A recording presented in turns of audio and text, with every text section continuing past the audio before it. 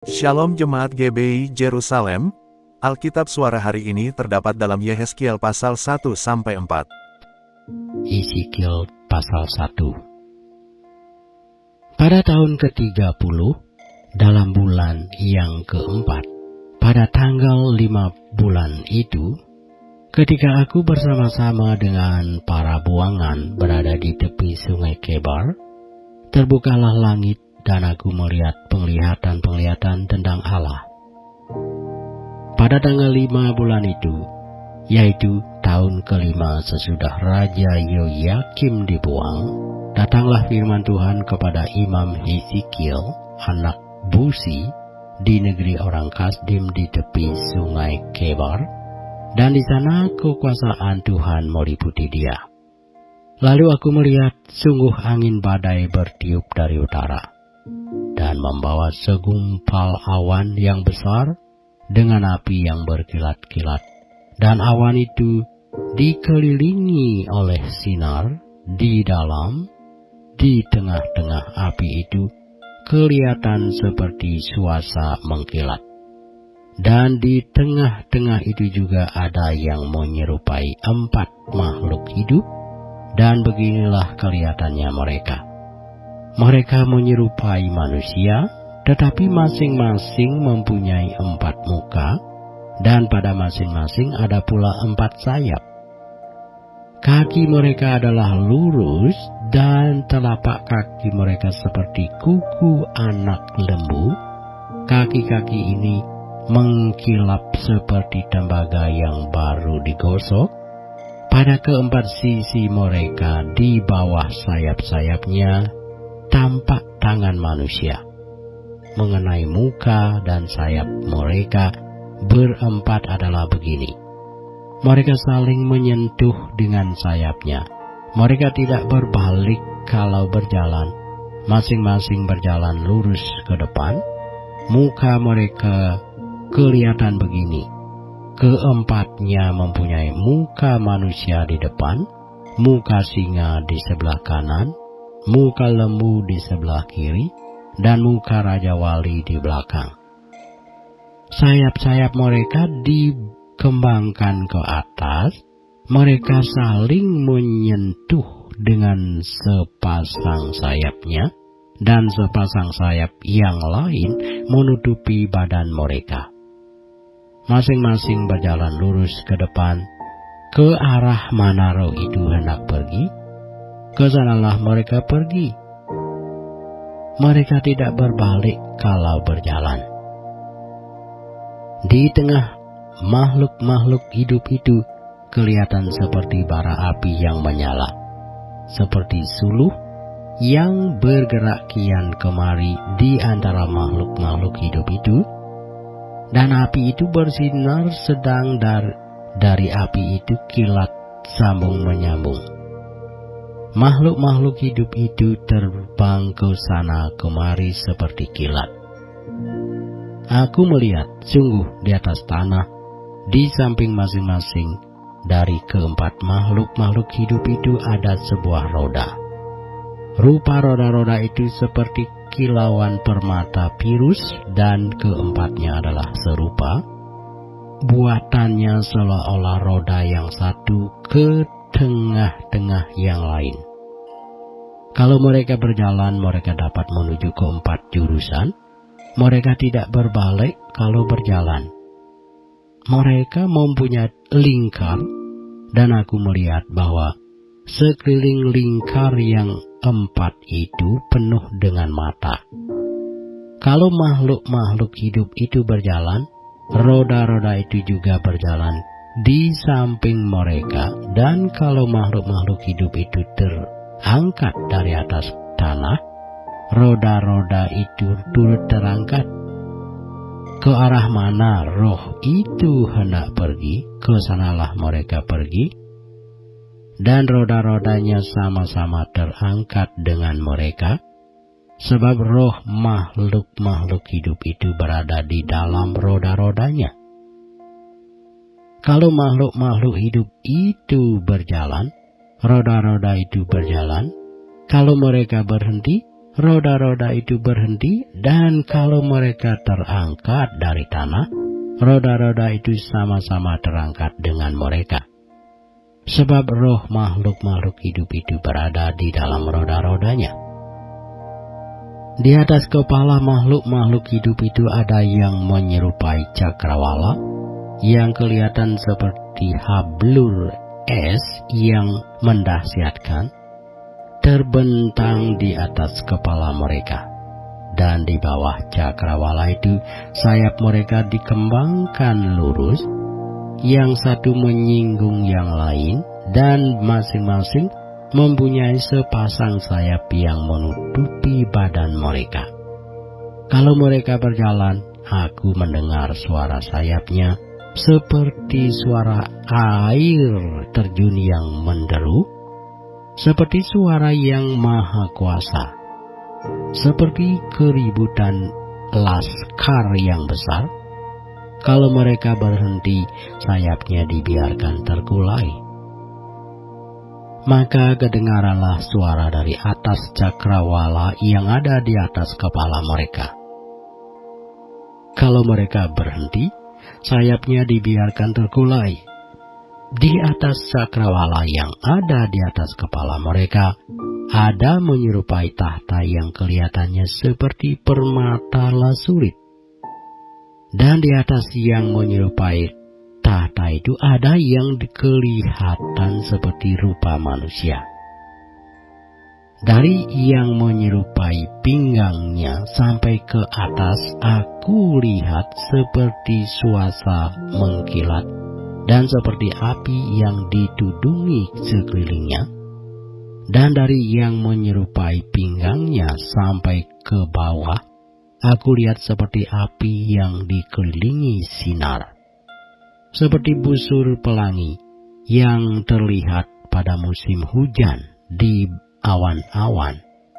Demikianlah kelihatan sinar yang mengelilinginya. Begitulah kelihatan gambar kemuliaan Tuhan. Tatkala aku melihatnya, aku sembah sujud, lalu ku dengar suara Dia yang berfirman.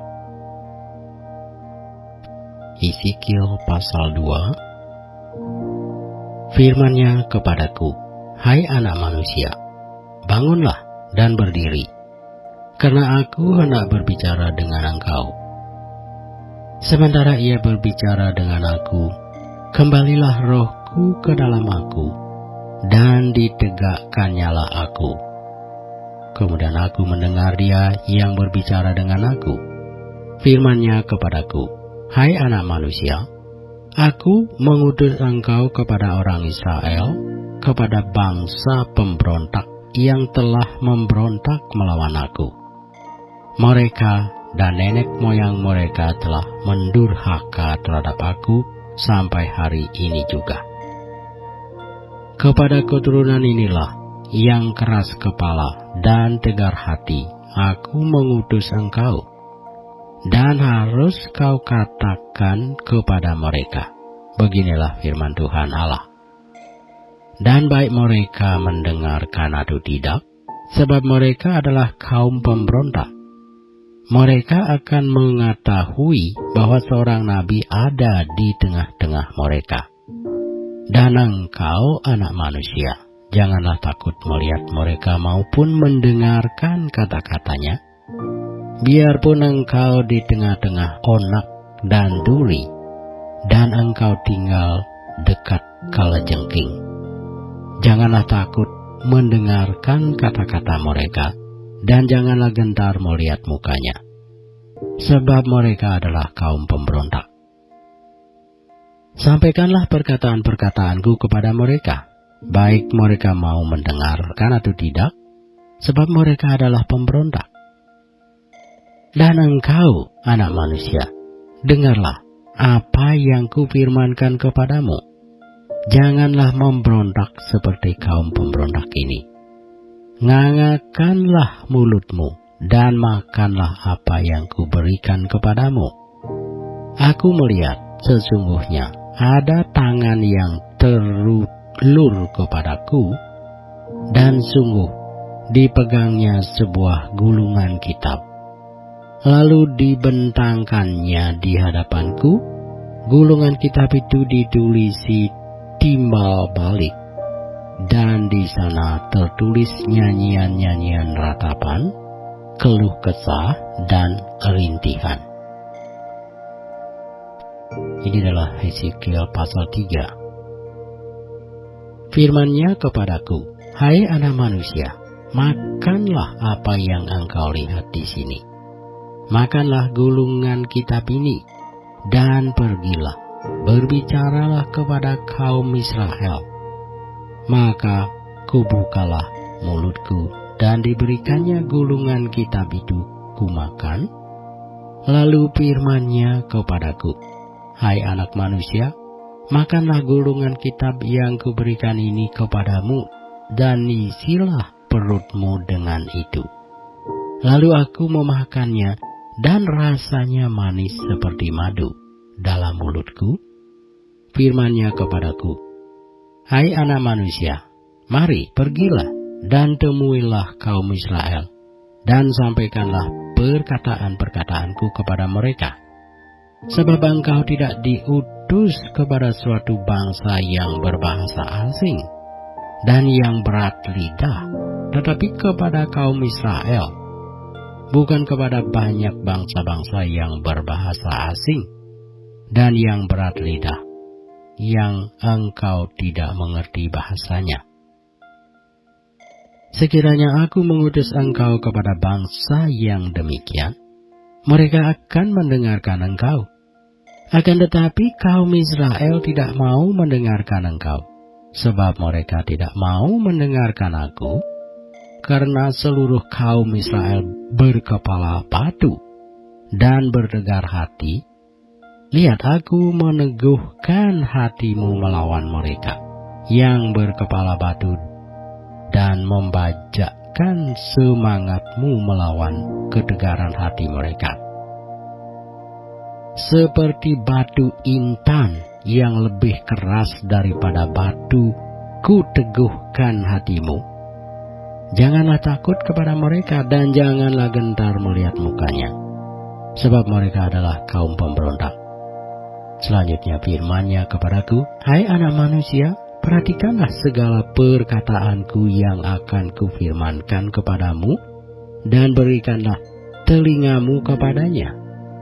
Mari pergilah dan temuilah orang-orang buangan, teman sebangsamu. Berbicaralah kepada mereka dan katakanlah, beginilah firman Tuhan Allah, baik mereka mau mendengarkan atau tidak." Maka roh itu mengangkat aku, dan aku mendengar di belakangku suatu suara gemuruh yang besar, tatkala kemuliaan Allah naik ke atas dari tempatnya, yakni suara dari sayap-sayap makhluk-makhluk hidup yang menggesek satu sama lain, dan di samping itu suara gemertak dari roda-roda, suatu suara gemuruh yang besar. Dan roh itu mengangkat dan membawa aku, dan aku pergi dengan hati panas dan dengan perasaan pahit, karena kekuasaan Tuhan memaksa aku dengan sangat. Demikianlah aku datang kepada orang-orang buangan yang tinggal di tepi sungai Kebar di Tel Abib, dan di sana aku duduk tertegun di tengah-tengah mereka selama 7 hari. Sesudah 7 hari, datanglah firman Tuhan kepadaku, "Hai anak manusia, aku telah menetapkan engkau menjadi penjaga kaum Israel. Bila mana engkau mendengarkan sesuatu firman daripadaku, peringatkanlah mereka atas namaku. Kalau aku berfirman kepada orang jahat, engkau pasti dihukum mati. Dan engkau tidak memperingatkan dia, atau tidak berkata apa-apa untuk memperingatkan orang jahat itu dari hidupnya yang jahat, supaya ia tetap hidup. Orang jahat itu akan mati dalam kesalahannya, tetapi aku akan menuntut pertanggungan jawab atas nyawanya daripadamu. Tetapi jikalau engkau memperingatkan orang jahat itu, dan ia tidak berbalik dari kejahatannya dan dari hidupnya yang jahat, ia akan mati dalam kesalahannya, tetapi engkau telah menyelamatkan nyawamu. Jikalau seorang yang benar berbalik dari kebenarannya, dan ia berbuat curang, dan aku meletakkan batu sandungan di hadapannya, ia akan mati. Oleh karena engkau tidak memperingatkan dia, ia akan mati dalam dosanya, dan perbuatan-perbuatan kebenaran yang dikerjakannya tidak akan diingat-ingat. Tetapi aku akan menuntut pertanggungan jawab atas nyawanya daripadamu. Tetapi jikalau engkau memperingatkan orang yang benar itu, supaya ia jangan berbuat dosa, dan memang tidak berbuat dosa, ia akan tetap hidup, sebab ia mau menerima peringatan, dan engkau telah menyelamatkan nyawamu. Maka di sana kekuasaan Tuhan meliputi aku, dan ia berfirman kepadaku, bangunlah dan pergilah ke lembah, di sana aku akan berbicara dengan engkau. Aku bangun dan pergi ke lembah. Sesungguhnya di sana kelihatan kemuliaan Tuhan seperti kemuliaan yang telah kulihat di tepi sungai Kebar, dan aku sujud. Tetapi masuklah roh ke dalam aku, dan ditegakkannya aku.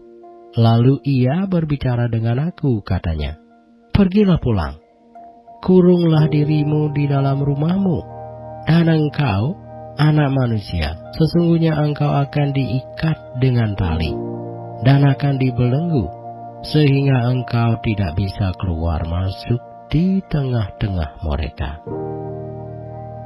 Dan aku akan membuat lidahmu melekat pada langit-langitmu, sehingga engkau menjadi bisu, dan tidak akan menempelak mereka, sebab mereka adalah kaum pemberontak. Tetapi kalau aku berbicara dengan engkau, aku akan membuka mulutmu, dan engkau akan membuka mulutmu, dan engkau akan mengatakan kepada mereka, beginilah firman Tuhan Allah. Orang yang mau mendengar, biarlah ia mendengar, dan orang yang mau membiarkan, baiklah membiarkan, sebab mereka adalah kaum pemberontak. Ezekiel pasal 4. Engkau anak manusia, ambillah sebuah batu bara, letakkan di hadapanmu, dan ukirlah di atasnya sebuah kota, yaitu Yerusalem. Ukirlah kota itu dalam keadaan terkepung.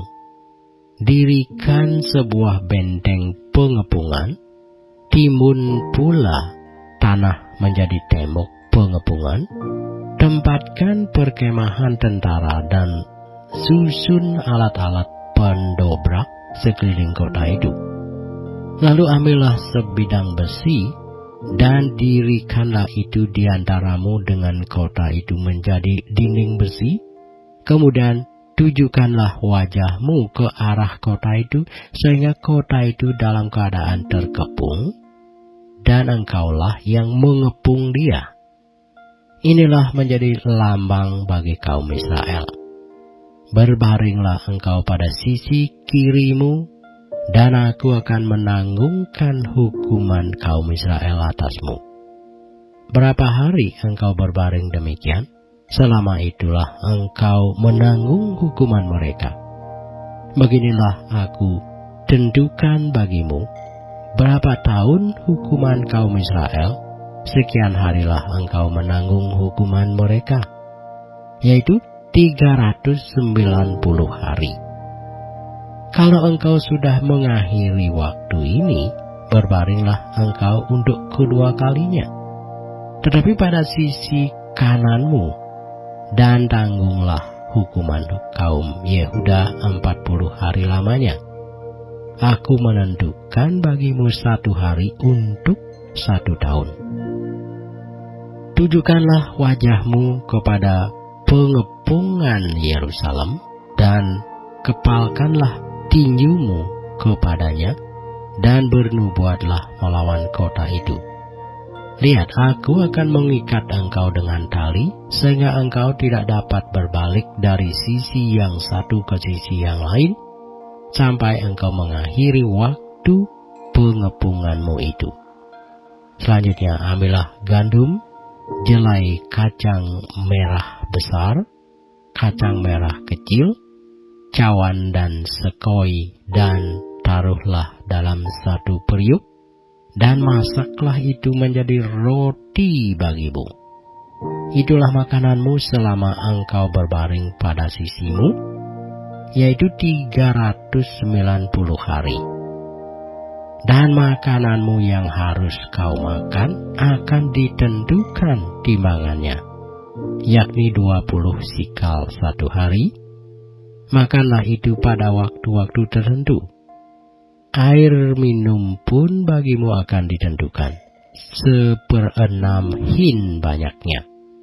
Minumlah itu pada waktu-waktu tertentu.